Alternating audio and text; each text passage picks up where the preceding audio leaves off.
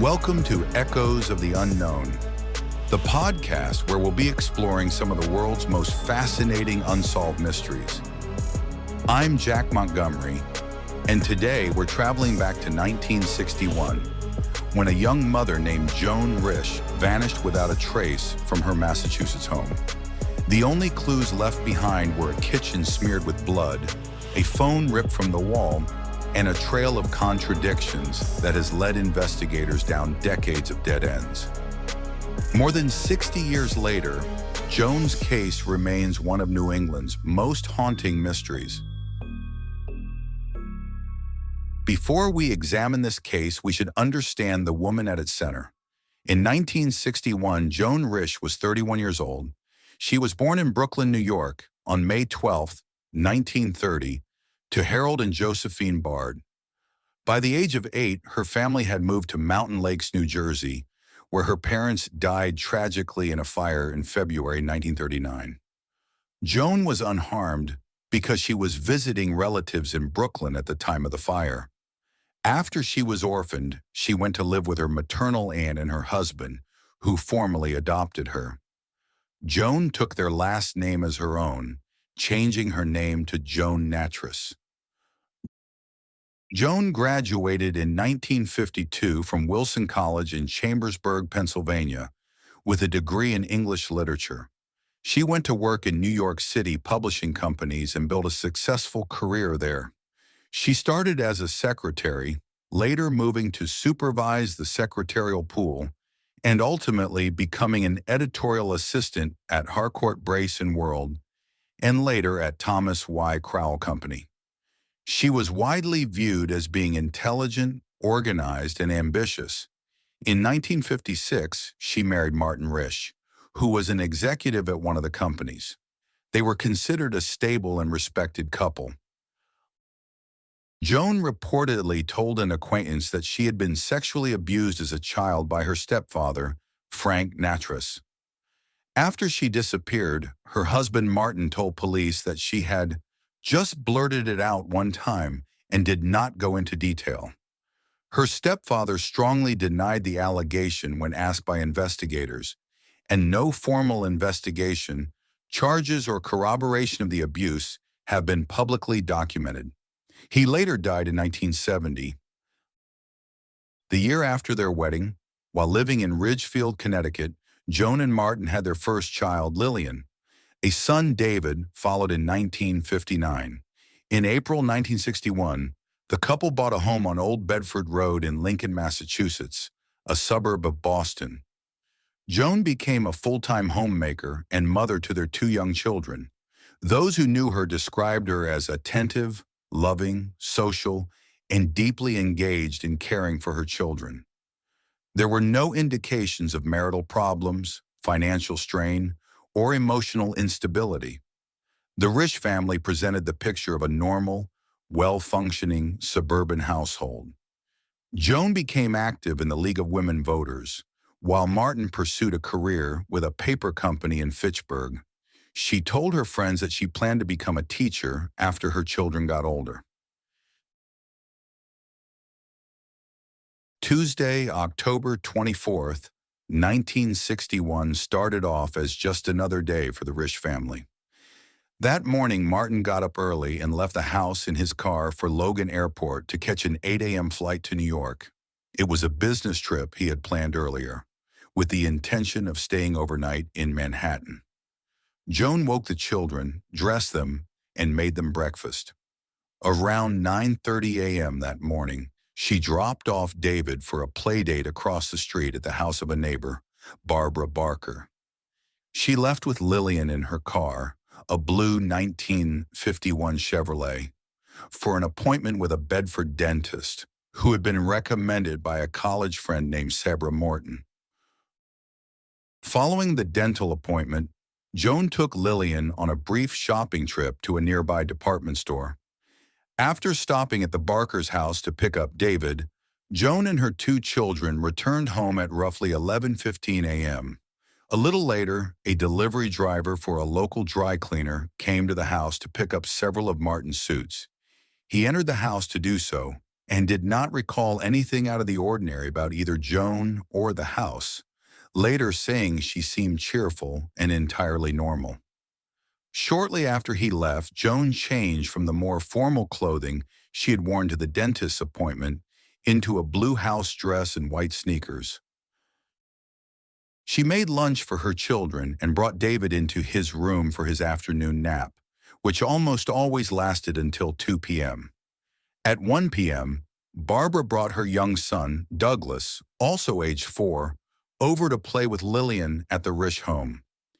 During the time they were there, she observed Joan come in and out to prune some plants and put the shears she had used back in the garage. Shortly before 2 p.m., Joan came out again and took Lillian and Douglas back across the street to the Barker's house, telling them she'd be back shortly and leaving them to play on the swing set. Around 2:15 p.m., Barbara says she briefly saw Joan, wearing what she thought was a trench coat over her clothing, move quickly up her driveway, carrying something red with outstretched arms from her car toward the garage. At the time, she assumed her neighbor was chasing one of the children. This proved to be the last confirmed sighting of Joan. An hour later, Virginia Keene, the daughter of the Risch's next-door neighbors, got off the school bus. As she neared her home, she recalled seeing an unfamiliar car, possibly a General Motors model, which was dirty and two-tone, with one of the colors being blue. 5 minutes later, another nearby resident said they stopped while driving up Old Bedford Road to let a car back out of either the Keenes or the Risch's driveway. Both Virginia and her mother said there was no car in their driveway at that time. Around 3:40 p.m., Barbara walked Lillian back to the Risch house so she could go out to run errands with her own children. She assumed that Joan was at home at the time, but minutes after Barbara left, at about 4:15 p.m., Lillian ran back to the Barker's house. She was upset and told Barbara, "Mommy is gone, and the kitchen is covered with red paint." Barbara went to the Risch house to see for herself. She discovered young David alone in his crib, crying because his diaper needed to be changed. Joan was nowhere to be found. Then she entered the kitchen and confronted a horrifying scene. There was blood across the floor, pooled in some areas and smeared in others. Blood streaked the walls. Barbara called the police at 4:33 p.m. When they arrived, investigators found plentiful blood evidence inside the house, but could not conclude from it what might have occurred. Large smears of blood were on the kitchen walls and floor. Some were on the phone as well. 3 bloody fingerprints were unidentified, but in Joan's absence, they could not be compared with hers. A roll of drawing paper was on the floor. One had been used to wipe some blood, possibly off a hand. Also, a coverall and pair of underpants belonging to David were on the floor. Both were bloodied as well, possibly from an attempt to clean up the blood. The coverall also appeared to have been pressed into the floor as if a heavy weight, such as a body, had lain on them for some time. Police said later that while the blood stains in the kitchen might have resulted from a struggle, they seem more consistent with someone staggering around and trying to support themselves following an injury. The kitchen was not the only place blood was found, however, and the blood found elsewhere in the house, as well as outside, complicated that narrative. A 1/8 inch wide droplet was on the first step of the stairway.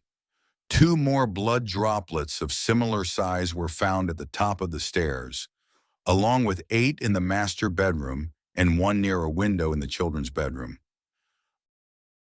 Another trail of blood led out of the kitchen into the driveway. It ended at Joan's car, which was stained in 3 places: the right rear fender, the left side of the hood near the windshield, and a partial bloody handprint at the center of the trunk. Investigators found this last one particularly hard to interpret. It could not be determined where the bleeding might have started, upstairs, in the kitchen, or in the driveway. All possibilities were supported by the evidence. Also open was the question of whether Joan had left under her own power or had been accompanied or even carried, perhaps involuntarily. The end of the blood trail in the driveway might have indicated that she had gotten into another car at that point, but that was not certain either. What investigators did not find was also significant. Despite the large bloody smears on the kitchen floor and evidence of activity elsewhere in the house, there were no bloody footprints. Whoever had been walking there had either been extremely careful or very fortunate. The blood was found to have been type O, which is both the most common and the type Joan was known to have. A state police chemist found that despite appearances of a severe wound, the total bloodshed amounted to just half a pint, which would not have suggested a life-threatening injury. Investigators later determined that the amount of blood suggested someone who had been hurt, but likely still capable of walking away. Sergeant Mike McHugh of the Lincoln Police arrived at the Risch house within 5 minutes after Barbara Boxer's call. After briefly talking with Barbara, he went inside. In the kitchen, he found the bloody smears on the walls, an overturned table, and the handset of the wall-mounted telephone ripped loose and thrown in the wastebasket, which had been taken from its usual place under the sink and left in the middle of the floor. McHugh initially believed that Joan might have committed suicide, and he searched the house for her body. When he did not find it, he realized he would need backup searching the surrounding area. He called the desk officer who had dispatched him and advised him to call the police chief, Leo Algio. It was possible, he believed, that the entire department would need to be involved. The Lincoln Police called local hospitals and asked to be notified if a woman matching Joan's description showed up or already had been admitted. Barbara had already called Martin's company to find out where he was. When she learned he was in New York on business, the Massachusetts State Police called him there to inform him of the family emergency. He changed his plans and caught the next flight back to Boston. When Martin returned from his business trip that night, he found search teams at his home.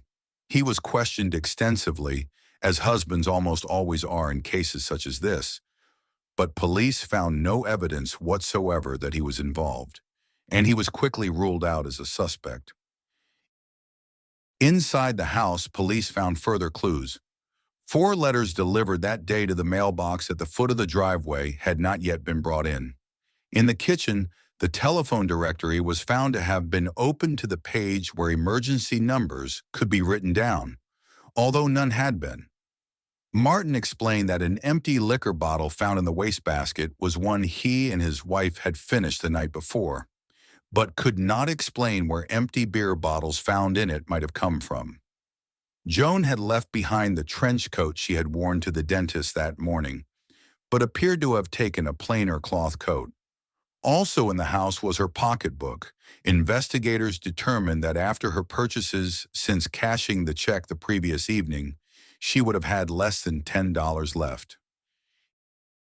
In canvassing the neighborhood, police found several other residents who reported possible sightings of Joan after Barbara had last seen her. At 2:45 p.m. that afternoon, a woman wearing clothing similar to what Joan had last been seen in, along with a kerchief over her head tied around her chin, was seen walking along the north side of Massachusetts Route 2A, west of its junction with Old Bedford Road, headed toward Concord.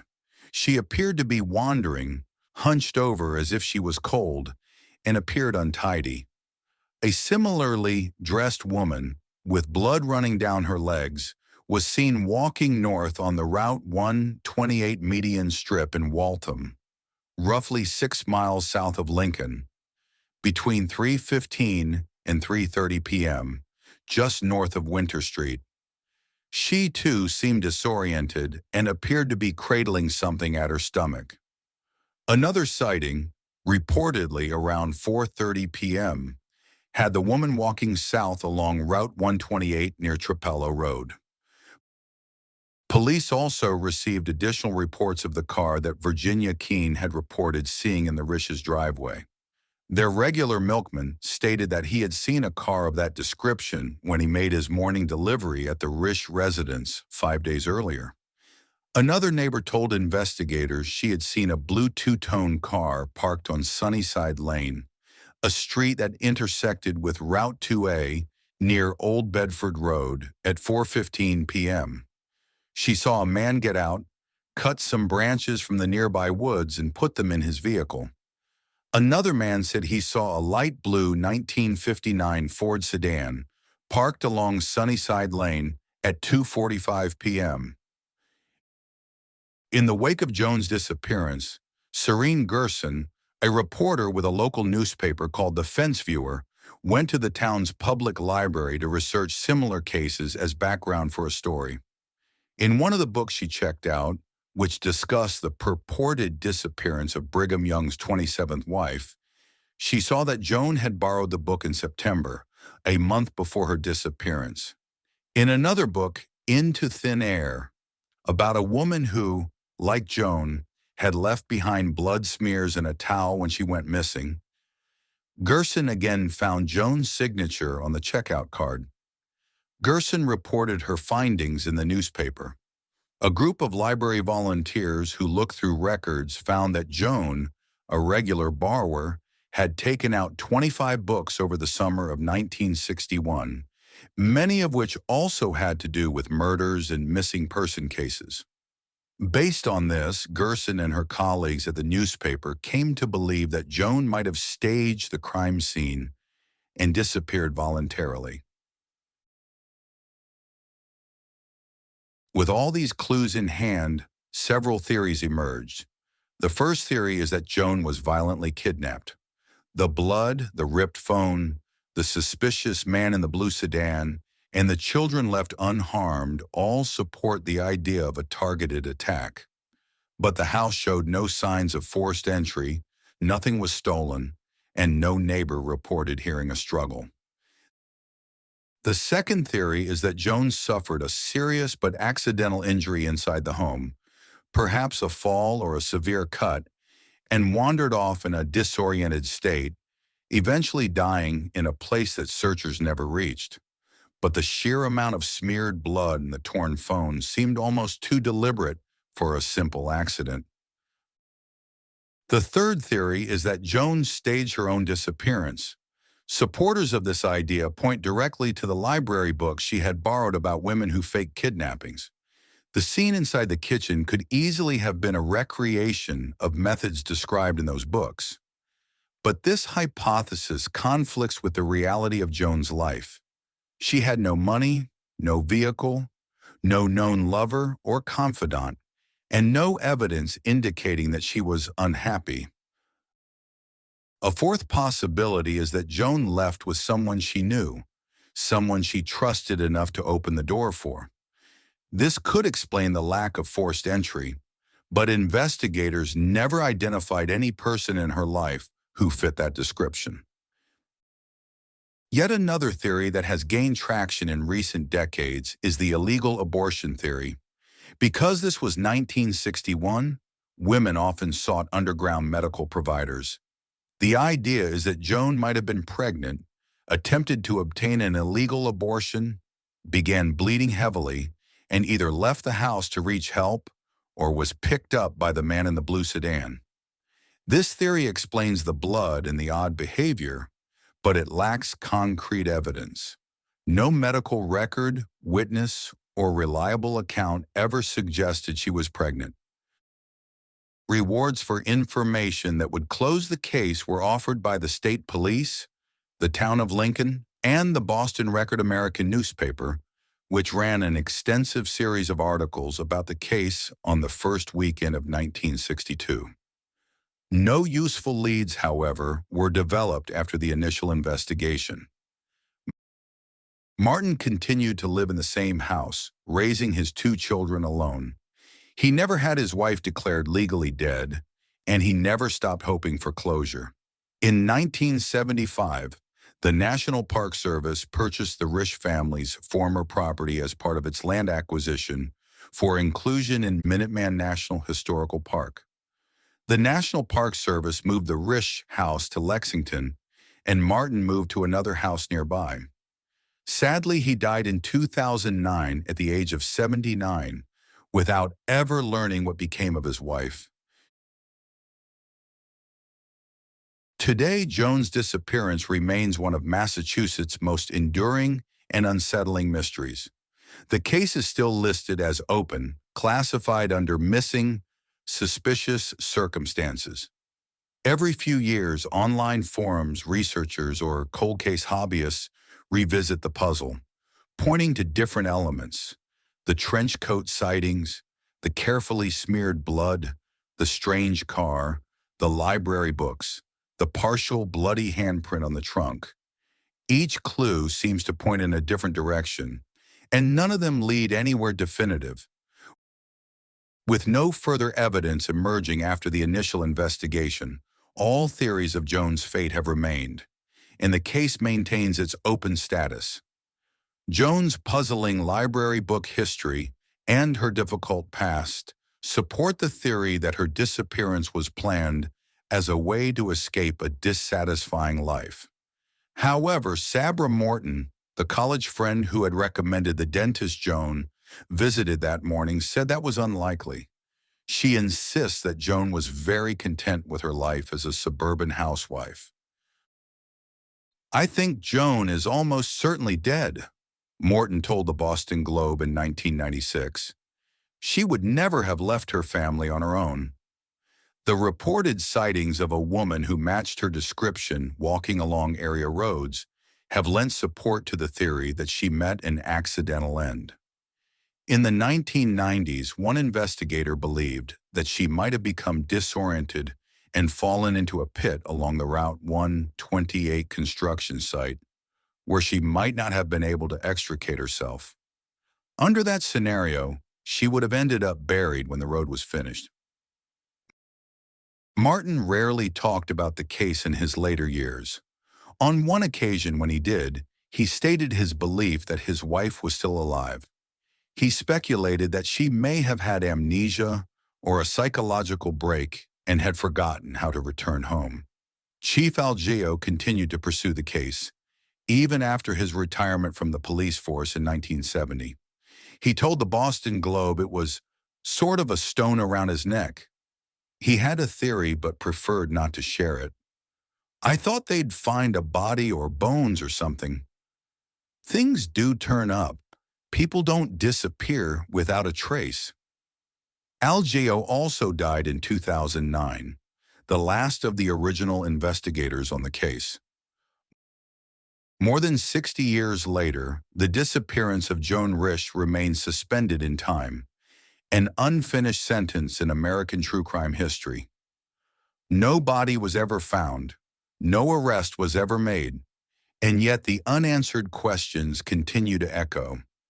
Did Joan leave of her own accord, or did something violent happen inside her quiet Massachusetts home? Was the blood a tragic accident, an intentional staging, or evidence of a crime that has never been solved? Until those questions are answered, Joan Risch continues to exist somewhere between fact and speculation. A young mother who stepped out of her life one ordinary afternoon and was never seen again. Her silence endures, and so does the mystery. Thank you for listening to today's episode of Echoes of the Unknown. If you found this story compelling, please don't forget to subscribe, leave a review, and share with fellow mystery lovers. Until next time, stay safe, stay curious, and remember, just one overlooked clue can sometimes shatter the silence of an unsolved case.